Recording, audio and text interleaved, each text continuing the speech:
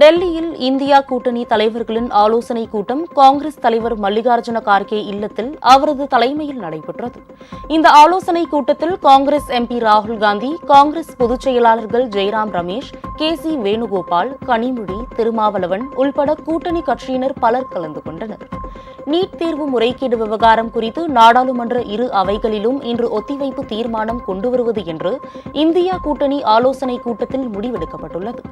ஆலோசனைக் கூட்டத்திற்கு பிறகு செய்தியாளர்களை சந்தித்த ஜெய்ராம் ரமேஷ், நாடாளுமன்றத்தில் மீதம் இருக்கும் 4 நாட்களும் அரசாங்கத்தின் மீது கடுமையான எதிர்ப்பை எதிர்க்கட்சிகள் வெளிப்படுத்துவோம் என்றார். உங்கள் ராஜ் நியூஸ் தொலைக்காட்சியில் திங்கள் முதல் வெள்ளி வரை தினந்தோறும் பிற்பகல் 2 மணிக்கு உங்கள் பகுதியில் உள்ள குறைகளை நேரலையில் தெரிவிக்கும் புகார் பெட்டி நிகழ்ச்சி. பங்கு பெறுங்கள், பயனடையுங்கள், காணத் தவறாதீர்கள்.